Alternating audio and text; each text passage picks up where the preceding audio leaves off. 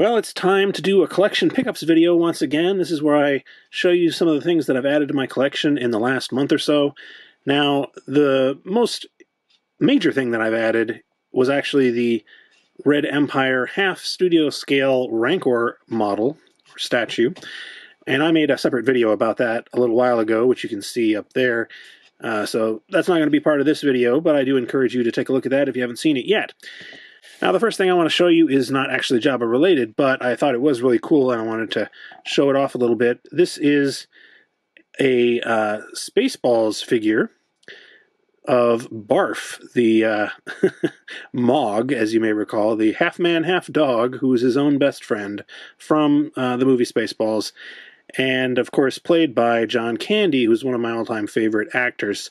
So I couldn't resist picking this up. This is 3D printed from the Etsy seller 3D Panda. The 3D Panda, they do various kind of 3D printed figures and things of that nature, kind of similar to the things that I've made on the channel here as well. And they're doing a whole line, very impressive, or ambitious, I should say, line of Spaceballs figures. They've announced maybe 3 or 4 up until this point, but I think they're planning on doing about 12 altogether.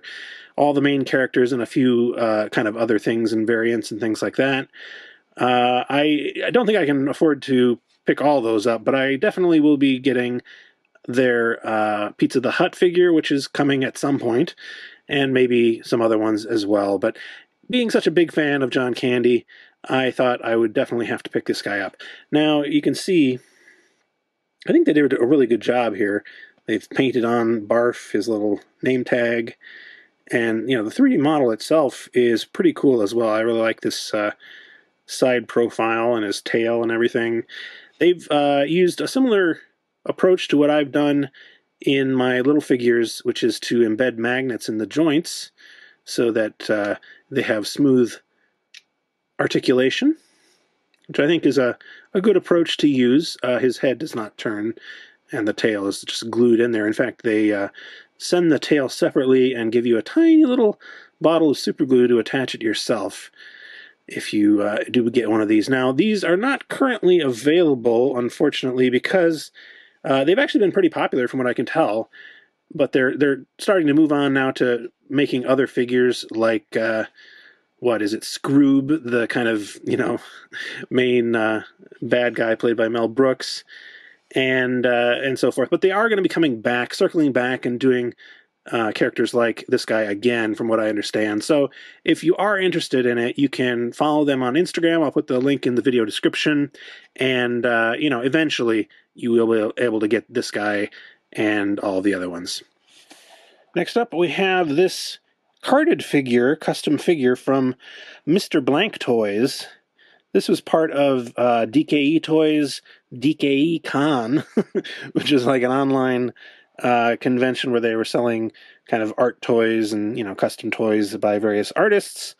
Recently, it's called Bamanaman. At first I thought it was Banana Man, but no, it's Bamanaman, and it is a version of a Man as a banana, of course. And I think it's really, really clever the way they've made the peel, you know, turn into his arms and all this, you know, just look at all the detail there. Really cool.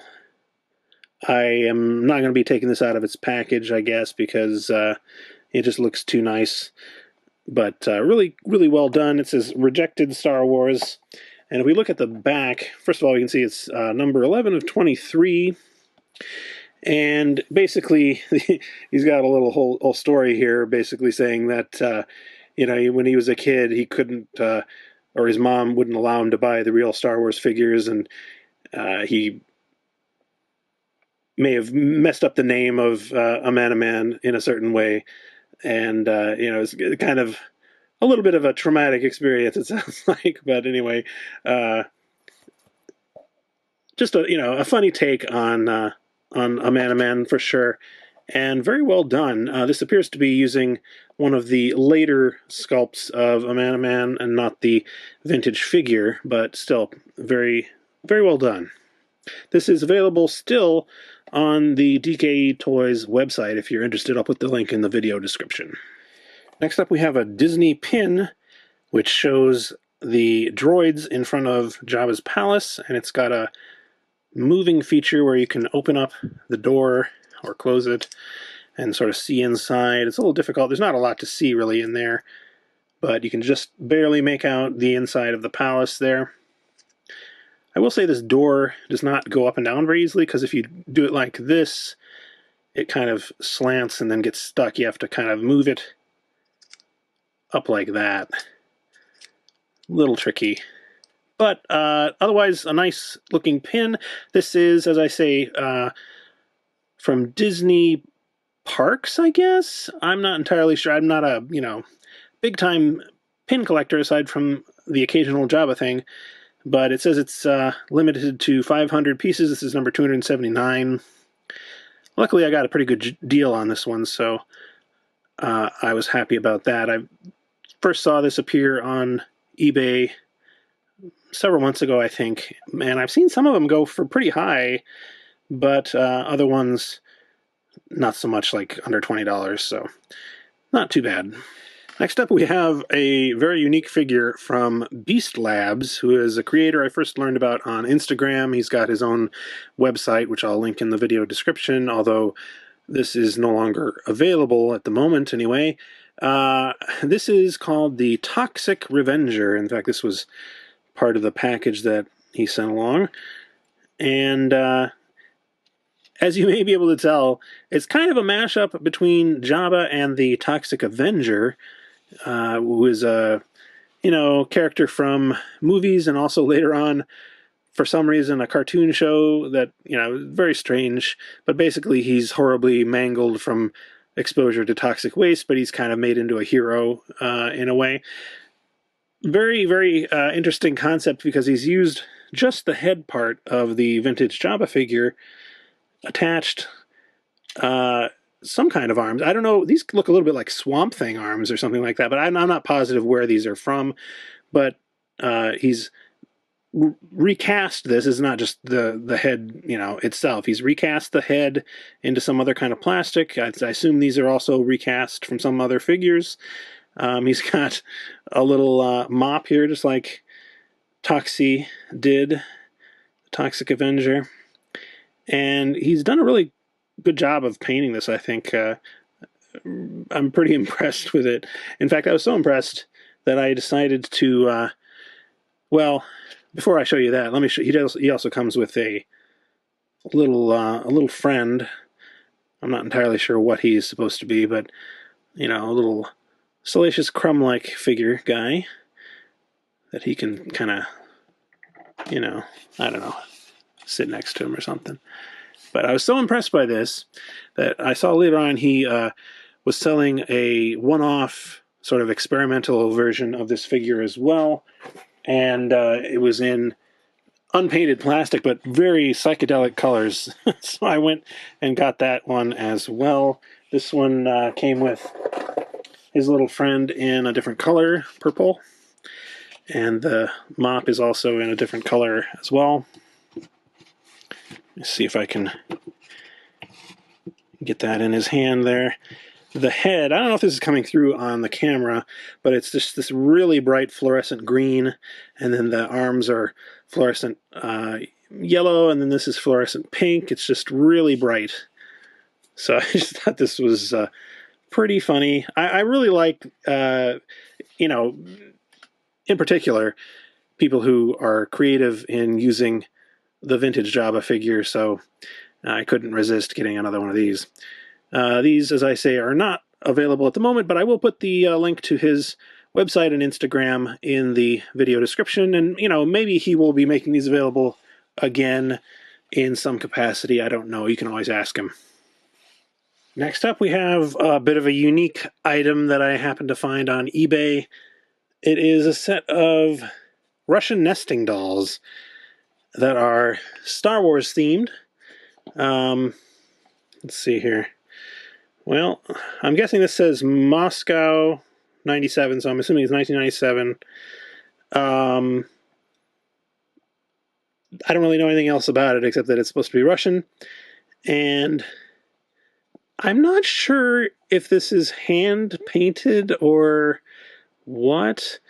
I can't see that there's, well, it does feel like there's a little bit of a raised area. It may be that it's like a sticker that's then embellished a little bit by hand. That's my guess. In any case, it is made of wood, and if we are to open it up, a little squeaky, inside Yoda we have Admiral Akbar. In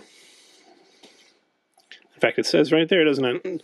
This does also say Yoda, and it has, I don't know if I showed you the back, Star Wars on the back there.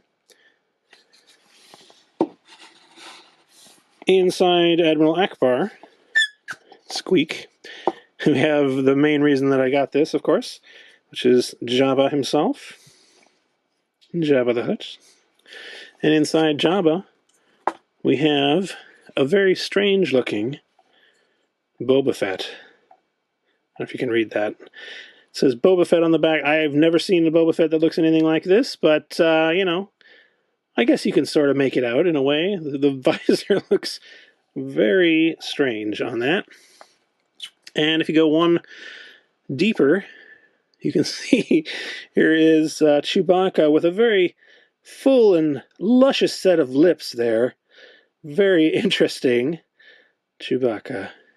And this is the final one, doesn't actually open. So anyway, I just thought that was funny, and it wasn't too expensive.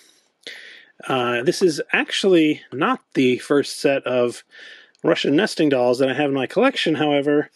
Let me put these away real quick.